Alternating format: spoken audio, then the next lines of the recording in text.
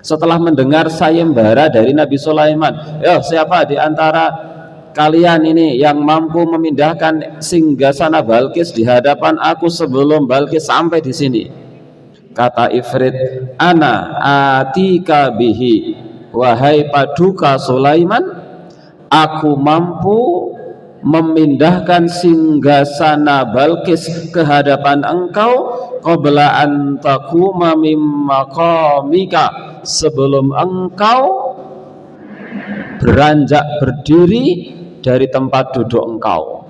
Kata Ifrit, cepat nih orang duduk paling lama itu berapa menit, berapa jam. Kata Ifrit, wahai paduka Sulaiman, aku mampu memindahkan singgasana Balkis dari Yaman nih sampai ke Palestina di hadapan istananya Sulaiman. Aku mampu memindahkan singgasana Balkis ke hadapan engkau sebelum engkau bangun berdiri dari tempat duduk engkau.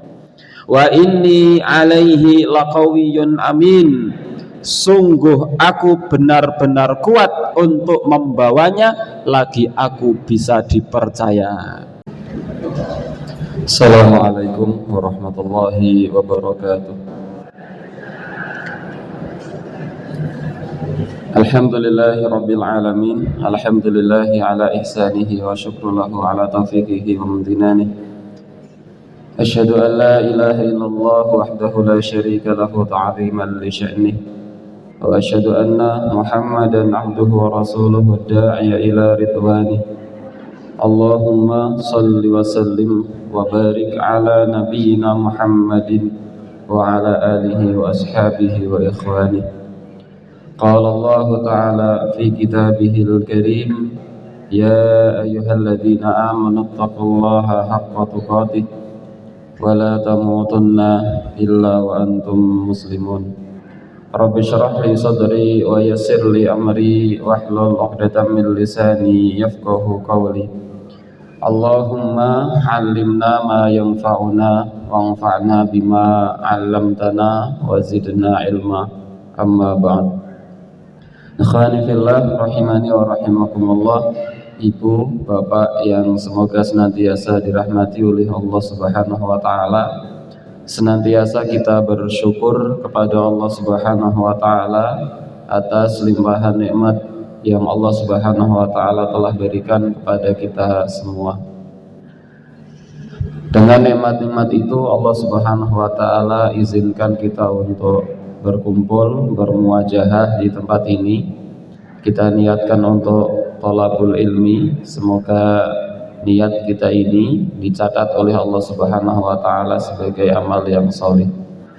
Salawat beriring salam semoga senantiasa tercurahkan kepada uswah kita, teladan kita, baginda Nabi Agung Muhammad sallallahu alaihi wasallam, keluarganya, sahabat-sahabatnya, para tabi'in, tabi'ut tabi'in, dan seluruh umatnya yang setia hingga hari kiamat kelak.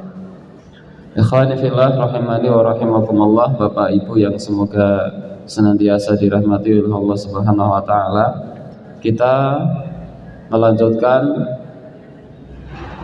pembahasan tentang sirah Nabi Sulaiman alaihi salam. Kemarin kita sudah membahasnya dalam 2 pertemuan, dan pagi hari ini kita masuk pada sirah yang selanjutnya, yaitu sirah Nabi Yunus.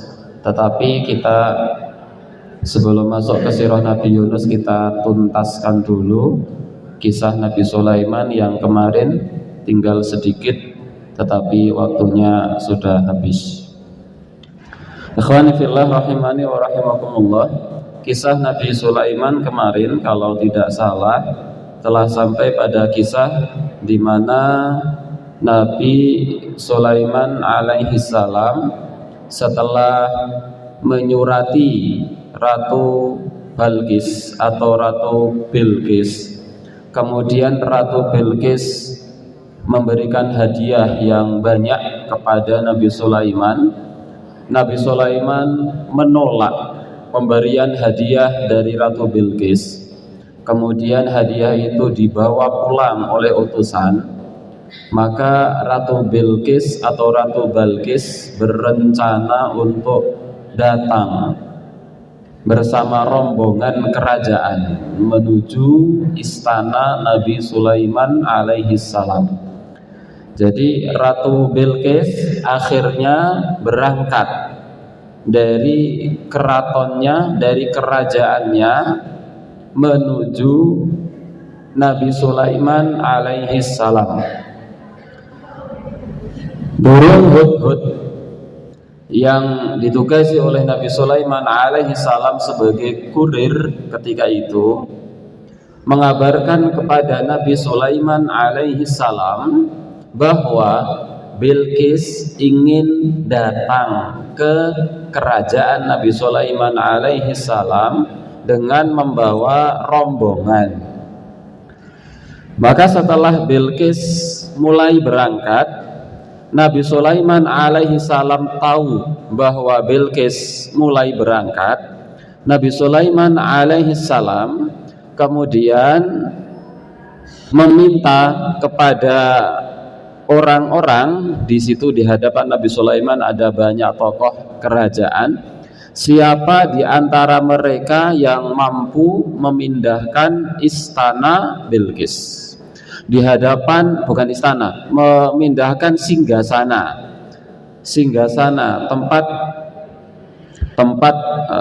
tempat bertahtanya Bilqis.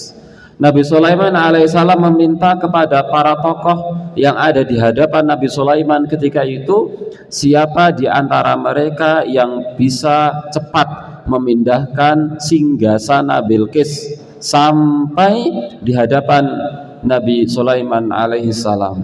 Allah Subhanahu wa taala mengkisahkan kisah ini di dalam Al-Qur'an surat An-Naml ayat 38. Allah Subhanahu wa taala berfirman mengkisahkan tentang perkataan Nabi Sulaiman alaihissalam, ayyukum ya'tini bi'arsyiha qabla ayyatuni muslimin. Siapa di antara kalian yang mampu memindahkan singgasana Balqis di hadapan aku sebelum nanti Balqis sampai di hadapanku dalam keadaan berserah diri. Ini kata Sulaiman. Jadi Sulaiman memberikan semacam sayembara. Yo, siapa di antara kalian ini yang mampu memindahkan istana singgasana Balqis ke sini sebelum Balqis sampai di sini? Cepetan singgasananya sampai di sini atau Balqis sampai sini. Ayo, siapa yang mampu? Siapa yang bisa memindahkan singgasana Balqis ke sini sebelum nanti Balqis dan rombongan sampai di sini? Maka Allah Subhanahu wa taala kemudian melanjutkan kisah itu di dalam Al-Qur'an surat An-Naml ayat 39, bahwa ada satu jin, yang satu jin ini bernama Ifrit. Jadi satu jin ini bernama Ifrit. Jadi Ifrit itu bukan makhluk, Ifrit itu bukan makhluk tersendiri, tapi Ifrit itu adalah nama seorang jin, bukan seorang jin, orang manusia, sejin jin. Jadi nama satu jin bernama Ifrit. Sebagaimana ada jin bernama iblis. Iblis itu juga nama dari bangsa jin. Maka Allah Subhanahu wa taala pernah berfirman tentang iblis, aba wastakbara wa kana minal jin. Iblis itu aba, membangkang. Wastakbara, kata Allah, iblis itu sombong. Wa kana minal jin. Iblis itu adalah bagian dari jin. Maka iblis itu bagian dari jin. Ada pula Ifrit itu juga bagian dari jin. Jadi Ifrit itu adalah nama seorang jin. Allah Subhanahu wa taala mengkisahkan tentang perkataan Ifrit setelah mendengar sayembara dari Nabi Sulaiman. Siapa di antara kalian ini yang mampu memindahkan singgasana Balkis di hadapan aku sebelum Balkis sampai di sini. Kata Ifrit, ana atika bihi, wahai paduka Sulaiman, aku mampu memindahkan singgasana Balkis ke hadapan engkau qabla an taquma mim maqamika, sebelum engkau beranjak berdiri dari tempat duduk engkau. Kata Ifrit, cepet nih gue. Orang duduk paling lama itu berapa menit, berapa jam. Kata Ifrit, wahai paduka Sulaiman, aku mampu memindahkan singgasana Balkis dari Yaman nih sampai ke Palestina di hadapan istananya Sulaiman. Aku mampu memindahkan singgasana Balkis ke hadapan engkau sebelum engkau bangun berdiri dari tempat duduk engkau. Wa inni alaihi laqawiyyun amin, sungguh aku benar-benar kuat untuk membawanya, lagi aku bisa dipercaya. Ini kata Ifrit. Allah Subhanahu wa taala melanjutkan kisahnya. Qala alladzi indahu ilmun minal kitabi, berkatalah seorang yang mempunyai ilmu dari Alkitab. Siapa nama orang ini? Wallahu a'lam. Orang ini siapa? Tidak tahu. Tetapi orang ini berkata, ana atika bihi, wahai paduka Sulaiman, aku mampu membawa singgasana Balkis ke hadapan engkau qabla ayyartadda ilaika tarfuk, sebelum engkau mengedipkan mata. Ya. Yang satunya, aku bisa membawa singgasana Balkis ke hadapan engkau sebelum engkau bangun dari tempat duduk engkau, wahai paduka Sulaiman. Kata orang ini, aku mampu membawa singgasana Balkis ke hadapan engkau, wahai paduka, sebelum engkau mengedipkan mata. Nah, itu cepat banget nih. Lebih cepat dari 4G. Lus sampai. Maka benar, akhirnya kemudian orang ini yang entah siapa namanya, bukan Ifrit, Ifrit kalah saing nih. Orang ini yang kemudian akhirnya membawa singgasana Balkis ke hadapan Raja Sulaiman, ke hadapan Nabi Sulaiman alaihi salam. Setelah sampai di hadapan Nabi Sulaiman alaihi salam, Nabi Sulaiman alaihi salam berkata, nakiru laha arsyaha, ubahlah bagiannya, ubahlah singgasananya. Singgasana Balkis setelah di hadapan Nabi Sulaiman itu, Nabi Sulaiman alaihissalam meminta agar diubah, meminta para jin itu untuk mengubah. Wallahu a'lam, apa yang dirubah saya tidak tahu, apakah warnanya ataukah perhiasan-perhiasannya, tapi masih nampak jelas bahwa itu adalah singgasana Balkis, hanya diubah.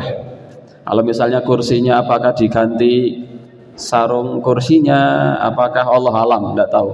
Yang penting Nabi Sulaiman perintahkan agar para jin itu mengubah singgasananya Balkis sehingga tidak persis seperti sedia kala.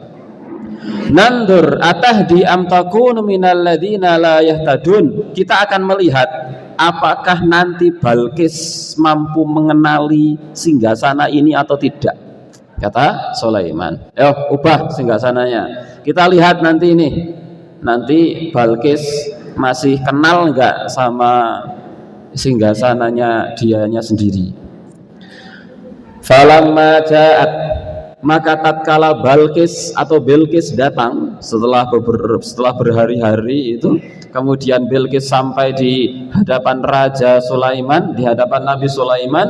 Falamma ja'at, tatkala Balkis sampai di hadapan Sulaiman, qila, Nabi Sulaiman berkata kepada Balkis, ahakadha arsyuk, Balkis, apakah ini singgasananya kamu? Kata Nabi Sulaiman, Balkis, lihat ini apakah singgasananya kamu? Qalat ka'annahu, kata Balkis, sepertinya iya. Ini cerdasnya Balkis. Balkis mengatakan ka'annahu, sepertinya iya. Mau bilang iya kok agak berubah, mau bilang tidak kok persis sepertinya iya. Wa utinal ilma min qabliha wa kunna muslimin. Kata Balqis, kami telah diberi pengetahuan sebelumnya dan kami adalah orang-orang yang berserah diri. Wa saddaha ma kanat ta'budu min dunillah, dan apa yang Balqis sembah selain Allah itu telah mencegah Balqis untuk masuk kepada agama Islam. Innaha kanat min qaumin kafirin, karena dahulu Balqis ini termasuk orang-orang yang kafir. Setelah peristiwa itu Nabi Sulaiman berkata, Qilalaha, Nabi Sulaiman berkata kepada Balqis, udkhuli sarha. Ya, sudah selesai ya. Yuk sekarang kita masuk ke istana kita. Ayo masuk. Falamma ra'athu, tatkala Balqis melihat lantai. Ini kan tadi di depan ya, di depan tentang cerita singgasana. Kemudian selesai, kata Nabi Sulaiman, udkhuli sarha. Sudah, masuk ke dalam sekarang. Masuk. Akhirnya masuk, dibawa masuk. Falamma ra'athu, kata Allah, tatkala Balqis melihat lantai istana, hasibat hulujjah, Balqis mengira itu adalah kolam. Masuk istana, di dalam istana kok ada kolam, di bawahnya ada ikan-ikan. Wa kasyafat an saqaiha, maka Balqis ketika ingin melewati, Balqis menyingkapkan gaunnya hingga betisnya tersingkap. Qala, kata Nabi Sulaiman, innahu sarhun mumarradun min qawarir. Balqis, itu adalah lantai istana yang terbuat dari kaca. Dan kacanya itu Bapak Ibu dalam tafsir disebutkan tidak ada sambungannya. Terus mboten kados tidak ada nat-natnya nih, napa nih? Kalau misalnya keramik itu kan ada sambungan-sambungan ini gitu. Nah itu kacanya tidak ada sambungan-sambungannya, los. Jadi full itu kaca semua. Maka Balqis tidak mengira bahwa itu adalah kaca. Dan saking beningnya, di bawahnya ada air, kolam, ada ikan-ikannya yang berenang-renang. Balqis mengira itu memang kolam, tidak ada kacanya. Maka akhirnya Balqis menyingkapkan gaunnya hingga tersingkap betisnya. Maka Nabi Sulaiman alaihissalam mengatakan, Balqis, kalau bahasa kita santai, ora mak cincang-cincing, iku dudu kolah, iku lantai yang terbuat dari kaca. Qalat, Balqis mengatakan, Robbi inni dolamtu nafsi, wahai Robku, aku telah dolim kepada diriku sendiri. Wa aslamtu, dan aku menyatakan diri masuk Islam. Ma'a Sulaiman, bersama Nabi Sulaiman, lillahi rabbil alamin, berserah diri kepada Allah, Rabb semesta alam. Akhirnya melihat betapa megahnya, betapa indahnya, betapa luar biasanya singgasana istana Nabi Sulaiman, maka Balqis memandang bahwa istana yang ia miliki tidak ada apa-apanya.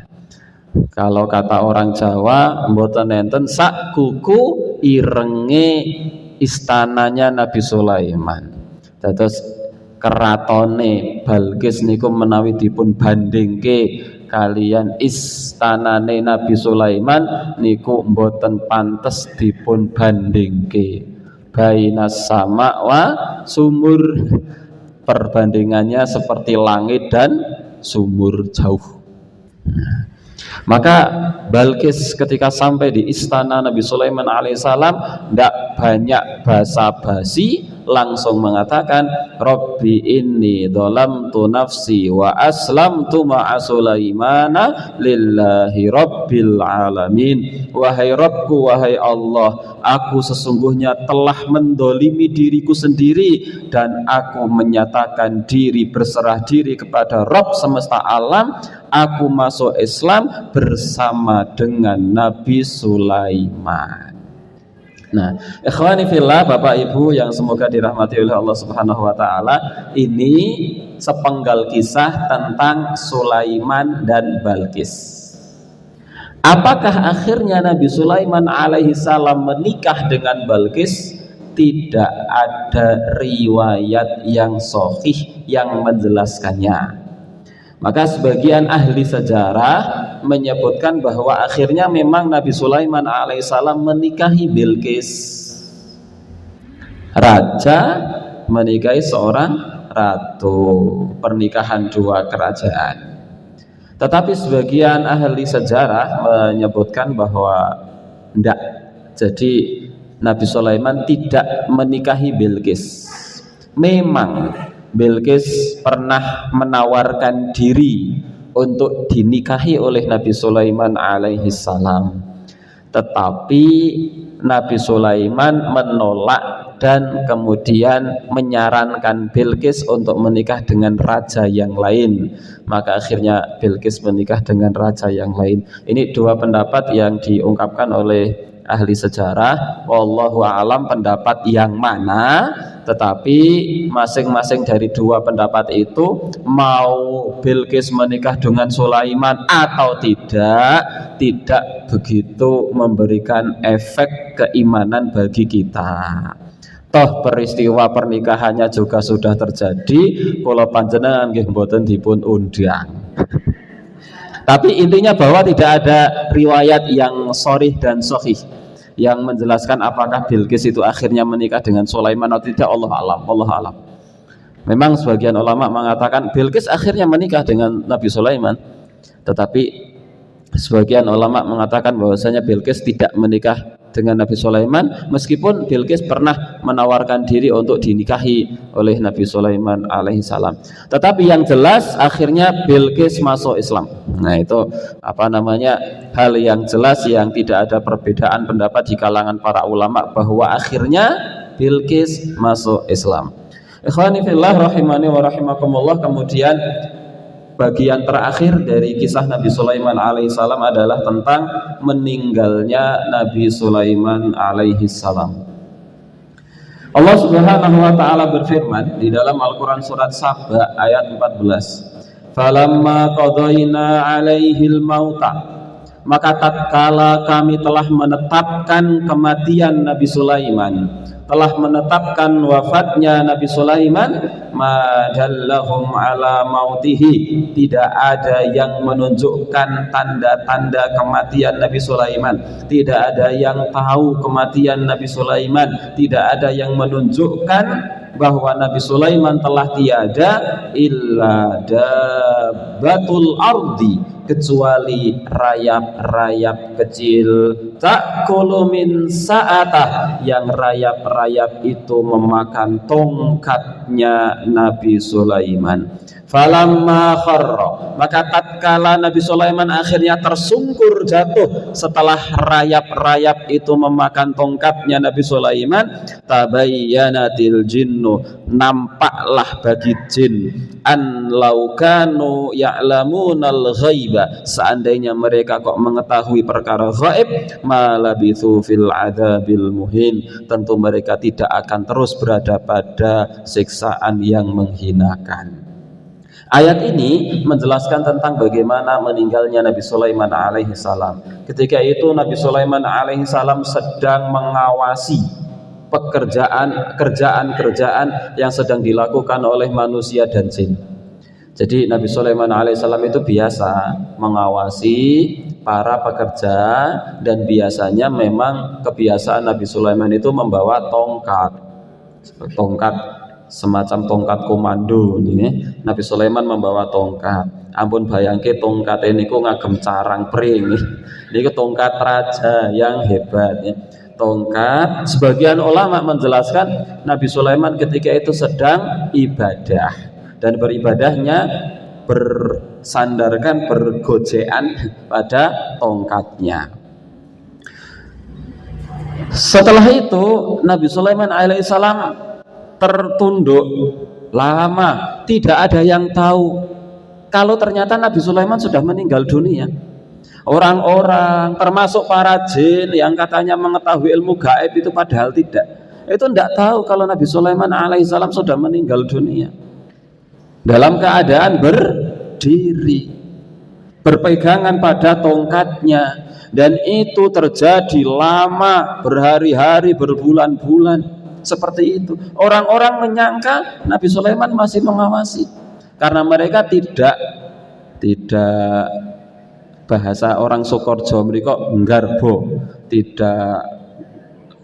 ini tidak plego ya. Misalnya Nabi Sulaiman di sini, kemudian orang bekerja lewat, taunya Nabi Sulaiman sudah masuk. Ketika orang itu masuk lagi, Nabi Sulaiman sudah ada di situ lagi taunya. Tetapi ternyata bahwa Nabi Sulaiman memang di situ terus, pegangan tongkat, tertunduk. Tidak ada satupun orang, tidak ada satupun jin yang tahu kalau Nabi Sulaiman sudah meninggal dunia. Maka Allah Subhanahu wa taala berfirman, illa dabatul ardi ta'kulu min sa'atah. Akhirnya kemudian rayap-rayap itu mulai memakan tongkatnya Nabi Sulaiman, mulai dimakani oleh rayap tongkatnya, sedikit demi sedikit, lama-lama banyak, lama-lama tongkat itu tidak lagi mampu untuk menjadi sandaran Nabi Sulaiman. Tatkala tongkatnya rapuh, tongkatnya dimakan rayap sehingga tongkatnya jatuh, Nabi Sulaiman pun tersungkur jatuh. Baru orang-orang dan baru para jin tahu bahwa Nabi Sulaiman alaihi salam sudah meninggal dunia.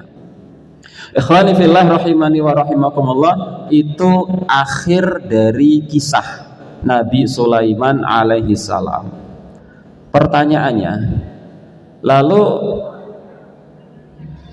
istana kerajaannya Nabi Sulaiman akhirnya kemana? Ya. Para ahli sejarah kemudian menjelaskan bahwa meninggalnya Nabi Sulaiman alaihi salam, kerajaan terpecah menjadi dua bagian, menjadi dua kelompok.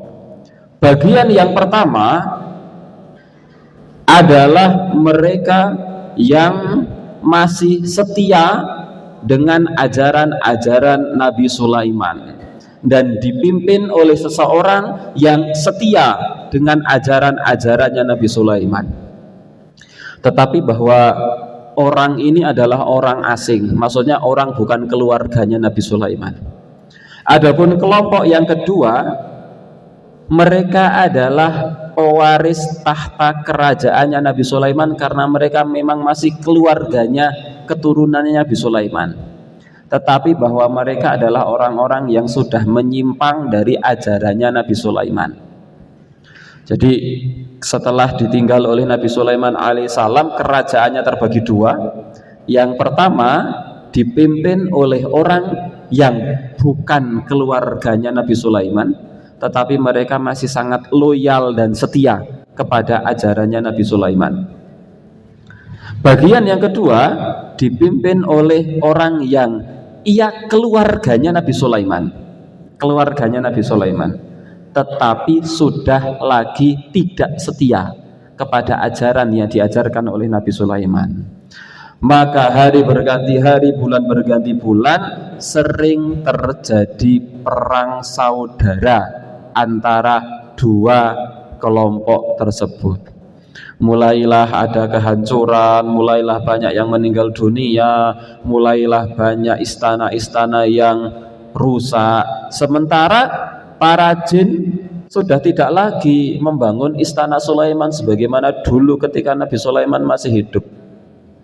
Maka kerajaannya mulai hilang, kerajaannya mulai berkurang. Maksudnya bangunan-bangunan kerajaannya mulai berkurang. Setelah itu mereka diserang oleh orang luar. Kedua kelompok ini bersatu. Setelah mereka berhasil mengalahkan serangan dari luar, mereka berkelahi lagi. Jadi selalu seperti itu. Kalau ada musuh dari luar, mereka mau bersatu. Tetapi kalau sedang damai, mereka bertengkar sendiri. Persis kaya kakak adik di rumah nih. Nek enten sing ngerai tonggone mesti dibelo. Tapi nek kayak nggak ada apa-apa, kerah sendiri. Itu persis. Maka hari berganti hari terus seperti itu, lama-lama kerajaan Nabi Sulaiman habis. Tidak tersisa apapun sampai hari ini, kecuali yang tersisa tinggal satu tembok itu saja, sisa-sisa reruntuhan, bukan tembok utuh, yang hari ini ada di wilayah Palestina, tepatnya di komplek Al-Aqsa. Di sana ada satu tembok yang dijadikan tempat ibadah oleh orang-orang Yahudi, namanya tembok ratapan. Itu satu-satunya sisa peninggalan reruntuhan kerajaannya Nabi Sulaiman alaihi salam. Maka orang-orang Yahudi sampai hari ini ingin berusaha mencaplok dan menguasai Palestina, khususnya Masjid Al-Aqsa. Kenapa? Karena di antara akidah keyakinan mereka bahwa mereka harus menguasainya, karena di bawah Al-Aqsa ada sisa reruntuhan kuil Solomon, istananya Nabi Sulaiman alaihi salam. Ikhwani fillah rahimani wa rahimakumullah. Nah, itu akhir dari kerajaan Nabi Sulaiman, akhir dari kisah hidup Nabi Sulaiman alaihi salam.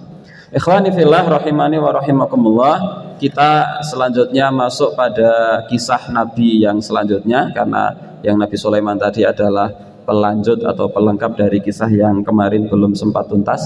Kita masuk di kisah Nabi selanjutnya, yaitu Nabi Yunus. Nabi Yunus alaihi salam. Yunus itu punya seorang bapak namanya Matta. Maka Yunus sering disebut dengan Yunus bin Matta. Hanya saja nasab beliau diperselisihkan oleh para ulama, jalur nasabnya. Yang jelas bahwa Yunus bin Matta ketika disambungkan nasabnya sampai kepada Nabi Ibrahim alaihi salam dari jalur Ishak. Ishak dari jalur Yakub. Nah, itu nasab Nabi Yunus alaihi salam. Nabi Yunus alaihi salam diutus oleh Allah Subhanahu wa taala di sebuah daerah yang bernama Ninawa.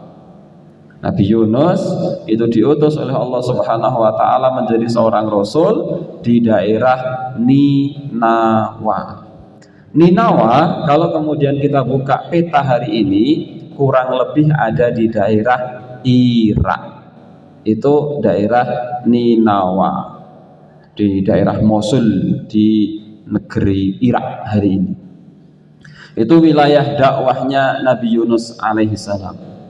Selanjutnya, Nabi Yunus alaihi salam punya nama lain, punya julukan.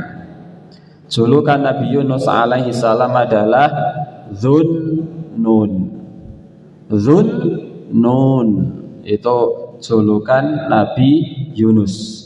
Maka kalau ada nabi bergelar Zunnun, itu adalah Nabi Yunus.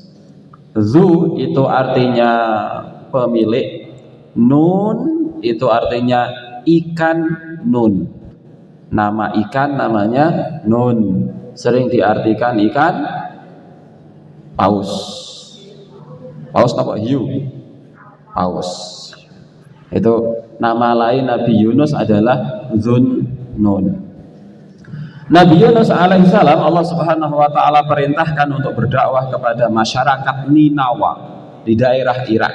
Akan tetapi masyarakat Ninawa menolak ajakan dakwahnya Nabi Yunus alaihissalam. Mereka membangkang kepada Nabi Yunus. Mereka tidak mau menaati Nabi Yunus. Mereka tidak mau beriman kepada Allah subhanahu wa ta'ala. Maka Nabi Yunus alaihissalam akhirnya, ini singkat cerita, mengancam umatnya. Seandainya kalian tidak mau bertaubat dari dosa-dosamu, seandainya kalian tidak mau beriman kepada Allah, maka dalam waktu 3 hari azab akan datang. Bukan dalam waktu 3 hari, maka 3 hari lagi, 3 hari lagi azab akan datang. Nah, diberi ancaman yang seperti itu, masyarakat Ninawa malah ngekak-ngekek. Tidak ada yang takut dengan ancaman Nabi Yunus. Maka akhirnya Nabi Yunus merasa bahwa dakwahnya tidak berhasil. Kemudian Nabi Yunus pergi. Kemana? Pokoknya pergi mengikuti langkah kaki. Padahal 3 hari kemudian ketika azab betul-betul akan turun dan orang-orang Ninawa telah melihat azab hampir-hampir datang kepada mereka sudah di depan mata, langit sudah begitu dahsyat mendungnya, menakutkan, maka akhirnya mereka semua bertaubat kepada Allah subhanahu wa ta'ala, padahal sudah ditinggal oleh Nabi Yunus. Nabi Yunus menyangka bahwasanya umatnya tidak akan bertaubat kepada Allah subhanahu wa ta'ala. Padahal umatnya ketika itu setelah 3 hari, ketika azab itu mau turun, mereka akhirnya bertaubat semuanya kepada Allah subhanahu wa ta'ala. Azab pun tidak jadi turun kepada masyarakat Ninawa. Tetapi Nabi Yunus alaihissalam sudah kadung pergi dan tidak tahu apa yang terjadi di daerahnya di Ninawa. Maka akhirnya Allah subhanahu wa ta'ala menegur Nabi Yunus alaihissalam. Allah berfirman, wa inna Yunus laminal mursalin, dan sungguh Yunus benar-benar seorang rasul. Shofat ayat 139. Allah melanjutkan firman-Nya, id abaqa ilal fulkil mashhun, ingatlah ketika Yunus lari ke kapal yang penuh muatan. Nabi Yunus lari naik kapal, bukan naik mobil, naik kapal. Jadi kalau bahasa hari ini napa niku namine, ada mobil di tengah jalan yuk dicegat, nunut napa namine, niku pokoknya. Cuma ketika itu bukan mobil, Nabi Yunus itu pergi ke pantai, di sana ada kapal. Nabi Yunus kalau bahasa kita nunut, padahal sudah ada muatan. Ini kalau bahasa kita sekarang ya ada mobil lewat, nunut, namanya nama dompleng, nebeng kapal. Allah berfirman, wa dzannun, dan ingatlah kisah Dzunnun. Sinten Dzunnun? Nabi Yunus. Idz dzahaba mughadiba, tatkala Nabi Yunus pergi dalam keadaan marah. Fadhanna allan naqdiru alaihi, dan Yunus menyangka bahwasanya Allah tidak akan menyulitkan urusannya. Padahal Allah ketika Nabi Yunus pergi dalam keadaan marah, Allah akan menyulitkan urusannya. Dan betul setelah itu kejadian. Ketika Nabi Yunus mulai naik kapal yang penuh dengan muatan, padahal harusnya sudah tidak boleh lagi ditambahi orang, tapi Nabi Yunus pokoknya pengen naik kapal, sing penting pergi dari kaum Ninawa, ngadepi wong Ninawa marai budek. Nabi Yunus pergi naik kapal. Setelah naik kapal terus lewat, sebenarnya orang-orang ini beberapa kenal dengan Nabi Yunus tentang kesalihannya.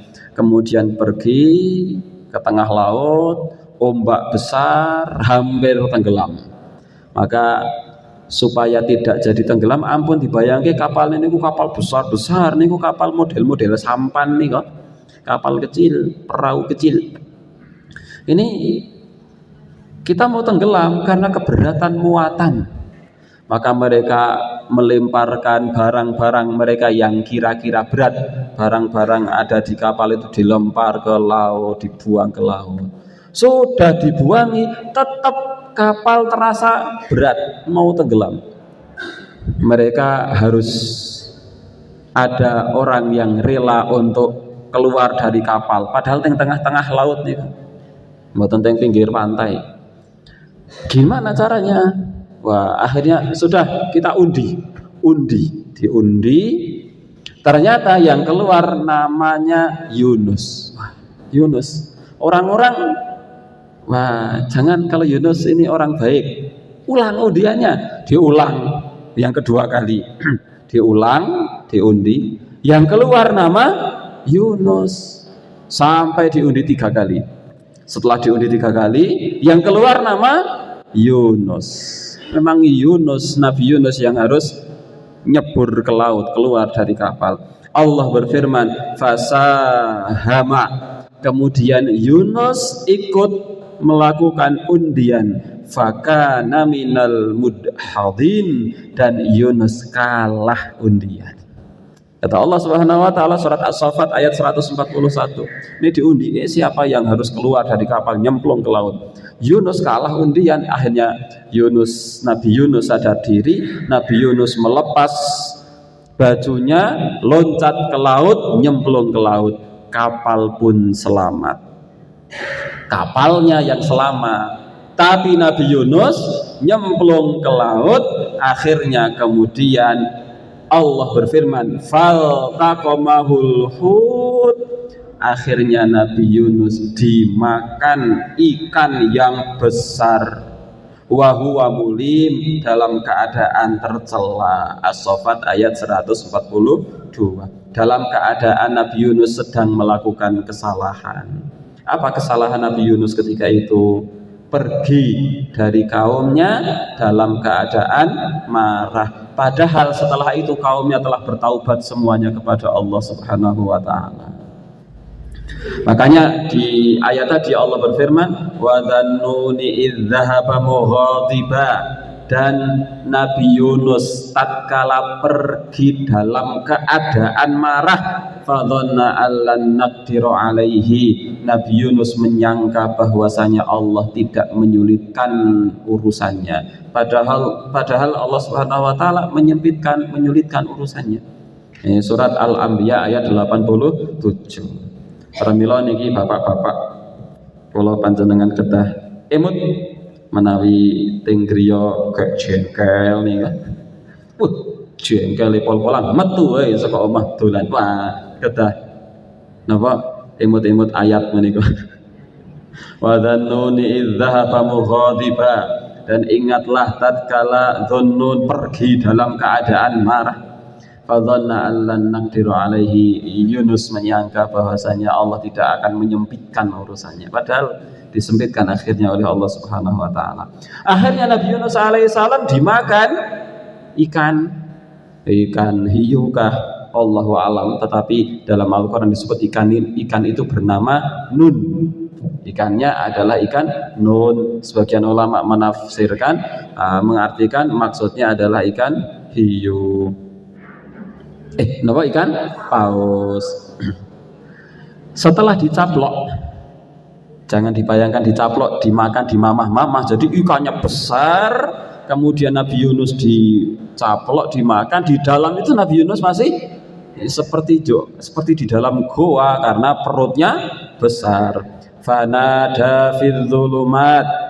Maka Nabi Yunus alaihissalam akhirnya berdoa kepada Allah Subhanahu wa taala dalam kegelapan, yang kegelapan itu berlapis-lapis. Ada 3 lapisan kegelapan yang dialami oleh Nabi Yunus alaihissalam. Yang pertama, gelapnya malam, karena waktu itu waktu malam, gelapnya malam. Bayangke niku teng mriki niki dalu lampune pecah sedaya, mboten enten listrik, mboten enten genset. Peteng no mboten? peteng kula panjenengan monggo kula aturi misale panjenengan niku kok njuk rada-rada kebelet ngoten nggih badhe teng WC nggih monggo panjenengan kula aturi jengkar saking sasana palenggahan tumuju sasana pangendogan monggo wah gregel-gregel Pak bingung padahal kita tahu petanya oh kalau ke WC itu ke sana kemudian belok kiri misalnya tahu tapi bagaimana keadaan ketika gelap malam hari Nabi Yunus itu berada dalam kegelapan pertama gelapnya malam yang kedua gelapnya bawah laut sudah malam di bawah laut yang ketiga gelapnya dalam perut ikan sudah malam hari di bawah laut, maksudnya di laut yang bawah dan di dalam perut ikan. Niku gelap yang bertumpuk-tumpuk. Maka Allah Subhanahu wa taala berfirman, "Fanada fidz zulumat." Maka Yunus berdoa dalam kegelapan yang banyak itu. Apa doanya Nabi Yunus? La ilaha illa anta subhanaka inni kuntu minadh dhalimin. Itu doa Nabi Yunus alaihi salam. Bapak Ibu kedah apal niki. La ilaha illa anta. Tidak ada Tuhan yang berhak disembah kecuali Engkau ya Allah. Subhanaka Maha suci Engkau ya Allah. Inni kuntu minadh dhalimin. Sesungguhnya aku termasuk orang-orang yang zalim. Ampuni hamba ya Allah. Hamba orang zalim. Sementara tidak ada Tuhan yang berhak disembah kecuali Engkau Maha suci Engkau ya Allah. Hamba orang yang zalim, ampuni hamba ya Allah.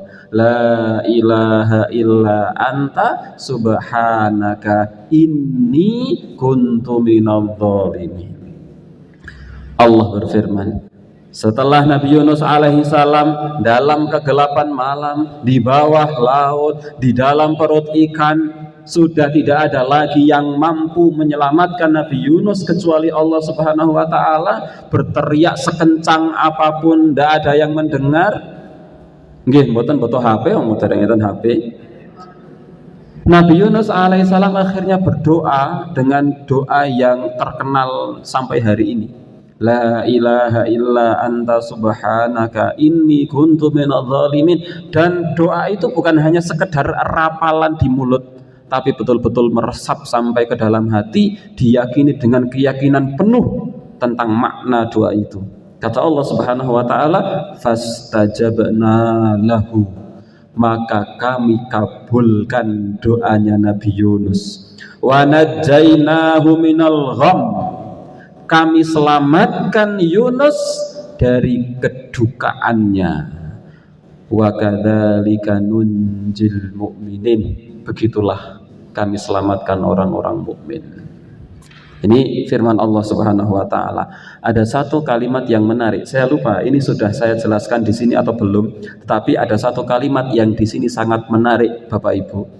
Allah mengkisahkan tentang kisah siapa niki? Yunus. Siapa yang dimakan ikan? Yunus. Siapa yang berada dalam kegelapan malam? Yunus. Siapa yang sedang diuji oleh Allah? Yunus. Siapa yang berdoa kepada Allah dengan doa seperti tadi? Yunus. Siapa yang diijabah oleh Allah? Yunus. Tapi di akhir ayat Allah berfirman, wa kadzalika nunjil mu'minin. Begitulah kami selamatkan orang-orang mukmin. Kami selamatkan orang-orang mukmin.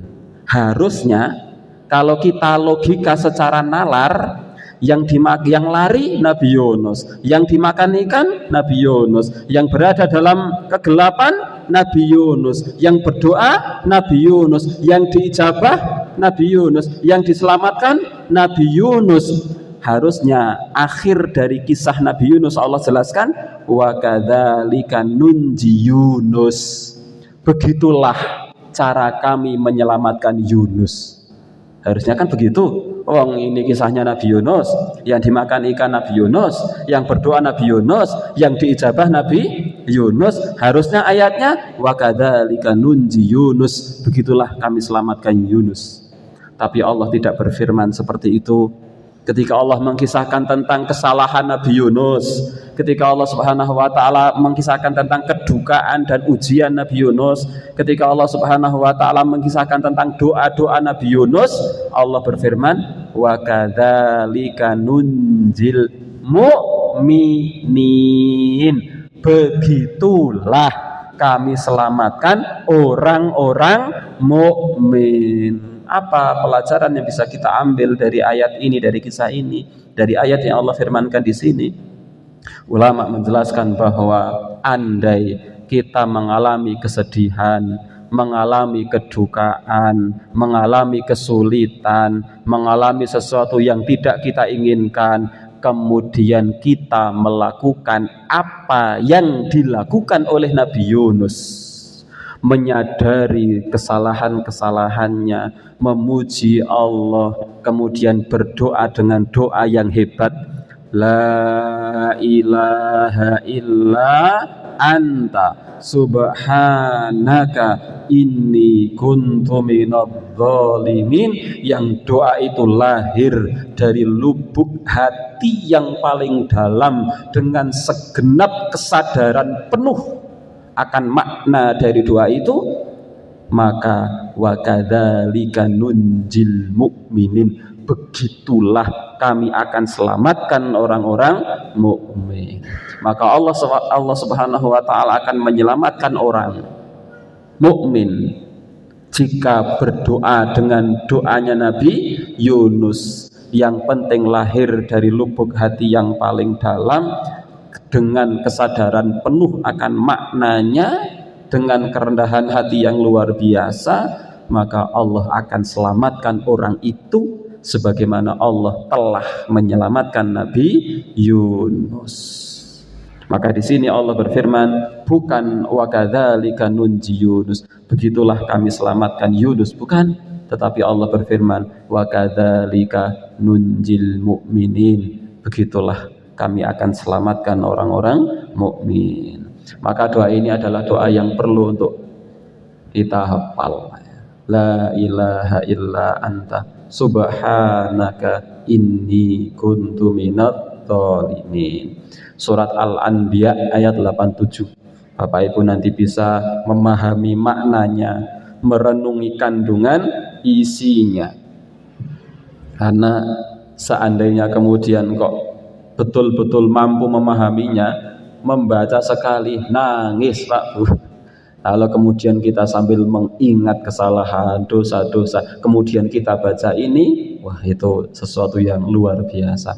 Dan orang yang kemudian mau melakukan seperti itu, Allah berfirman, wa kadzalika nunjil mu'minin, begitulah kami akan selamatkan orang-orang mukmin. Ikhwani fillah rahimani wa rahimakumullah. Dalam salah satu hadis, meskipun hadis ini hadis yang mauquf dari Anas bin Malik, disebutkan dalam tafsir Ibnu Katsir, malaikat tatkala mendengar suara doanya Nabi Yunus, ternyata doa Nabi Yunus yang lirih itu terdengar oleh malaikat. Ya Rabbi, kata malaikat, wahai Rabbku, sautun dhaifun, ada sayup-sayup suara ya Allah, ma'rufun, yang suara itu kami kenal. Ya Allah, ada suara yang lembut, kami mendengar sayup-sayup suara, yang suara itu kami kenal. Min biladin gharibah, suara tersebut dari negeri yang terasing, dari tempat yang terasing. Faqala, Allah berfirman, ama ta'rifuna dzaka, tidakkah kalian ketahui suara siapa itu? Qalu, para malaikat mengatakan, la ya Rabbi, kami tidak tahu itu suara siapa, tapi kami mendengar sayup-sayup suara lirih dari tempat yang asing. Wa man huwa, itu suara siapa wahai Allah? Qala, Allah berfirman, abdi, itu suara hambaku Yunus yang bernama Yunus. Allah Subhanahu wa taala akhirnya kemudian berfirman di dalam Al-Qur'an surat As-Saffat ayat 143 144, falaula annahu kana minal musabbihin, seandainya Nabi Yunus bukan orang-orang yang banyak menyucikan Allah, seandainya itu kok sekiranya Nabi Yunus bukan termasuk orang-orang yang banyak menyucikan Allah, seandainya tidak berdoa dengan doa seperti tadi, la labitha fi batnihi ila yaumi yub'atsun, tentu Nabi Yunus akan tetap tinggal di dalam perut ikan sampai kiamat, meninggal di situ. Maka Allah Subhanahu wa taala menyelamatkan Nabi Yunus lewat wasilah doanya Nabi Yunus yang tadi, la ilaha illa anta subhanaka inni kuntu minadz dzalimin. Allah selamatkan Nabi Yunus. Fanabadnahu bil ara'i wa huwa sakim, kemudian kami lemparkan dia ke daerah yang tandus. Jadi ikan itu akhirnya kemudian berenang-renang ke tepian pantai. Ikan itu memuntahkan isinya, termasuk yang dimuntahkan di dalamnya ada Nabi Yunus. Wa huwa sakim, tatkala dimuntahkan oleh ikan, Nabi Yunus sudah dalam keadaan sakit. Nah, sebagian penjelasan menjelaskan bahwasanya tatkala Nabi Yunus alaihissalam dimuntahkan dari perut ikan, Nabi Yunus yang Allah firmankan dalam keadaan sakit, wa huwa sakim, dalam keadaan sakit, Nabi Yunus itu dalam keadaan sakit sangat kurus, sangat lemah, seperti burung yang baru saja menetas, tidak bisa apa-apa. Ini disebutkan di dalam tafsir Ibnu Katsir.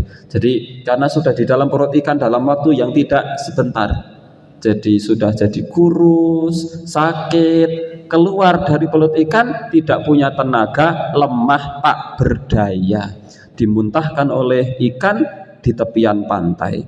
Allah berfirman, wa ambatsna alaihi syajaratan miyaqtin, Allah akhirnya tumbuhkan di sekitarnya Nabi Yunus ketika dimuntahkan di pantai, Allah tumbuhkan di pantai itu, di tanah itu, tumbuhan miyaqtin, dari tumbuhan berjenis labu.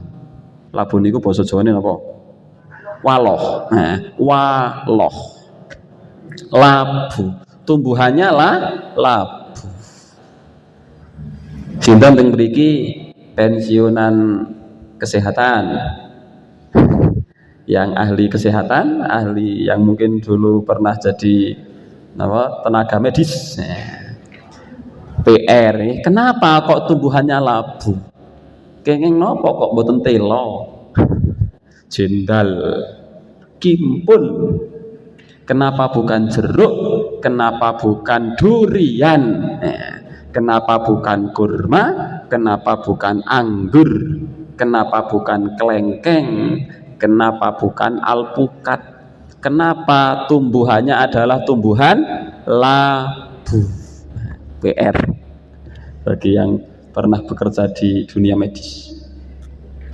Nah, warsal, akhirnya Nabi Yunus alaihissalam memakan buah labu itu, memakan, kemudian menggunakan daun-daunnya labu, yang daun labu ini rada-rada kasar dan bukan seperti daun kelor, bukan seperti daun krokot, bukan seperti daun jambu, tapi daunnya agak lebar. Maka daun-daunan itu digunakan untuk menutupi tubuhnya Nabi Yunus. Setelah Nabi Yunus sembuh normal seperti sedia kala, kemudian Nabi Yunus sehat kuat lagi, wa arsalnahu ila mi'ati alfin aw yazidun, kami utus Nabi Yunus kepada 100.000 orang atau lebih. Maka Nabi Yunus akhirnya balik lagi ke kampungnya setelah menyadari apa yang pernah dilakukan, sudah bertaubat kepada Allah Subhanahu wa taala, dan ternyata sampai di kampungnya pengikutnya, umatnya sudah bertaubat semua kepada Allah, sudah beriman kepada Nabi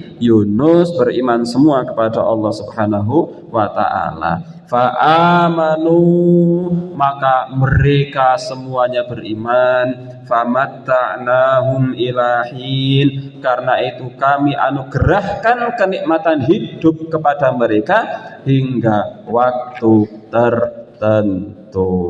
Ikhwani fillah rahimani wa rahimakumullah, kisah Nabi Yunus hanya sesingkat itu. Tidak seperti kisahnya Nabi Sulaiman yang panjang. Kisahnya Nabi Yunus tidak sesingkat, tidak sepanjang itu, singkat saja. Karena memang itu yang disebutkan di dalam Al-Quran. Ikhwani fillah rahimani wa rahimakumullah, ini yang bisa kita sampaikan. Ada Nabi yang tidak kita kisahkan, yaitu Nabi Ilyas dan Nabi Ilyasa. Karena sangat sedikit referensi sejarah yang mengungkap sejarah Nabi Ilyas dan Nabi Ilyasa. Bahkan siapa nama bapaknya Nabi Ilyas saja tidak ada yang tahu. Siapa nama bapaknya Nabi Ilyasa tidak ada yang tahu. Ilyas itu bukan bapaknya Ilyasa, bukannya, tapi bahwa Ilyasa itu muridnya Nabi Ilyas dan juga menjadi nabi. Di mana mereka diutus, kemudian siapa nama bapaknya, tidak banyak referensi sejarah yang menjelaskan, dan Al-Quran pun tidak banyak menjelaskan tentang Nabi Ilyas dan Nabi Ilyasa. Maka tidak kita kisahkan karena data wallahu alam tidak selengkap nabi-nabi yang lain. Aku qouli hadza fa astaghfirullahal azim li wa lakum. Semoga kita bisa mengambil manfaat dari kisah Nabi Sulaiman dan kemudian kisah Nabi Yunus alaihi salam. Semoga Allah Subhanahu wa taala menjadikan kita lebih istiqomah kembali di dalam menjalankan agama Islam. Aku qouli hadza fa astaghfirullahal azim li wa lakum. Wassalamualaikum warahmatullahi wabarakatuh.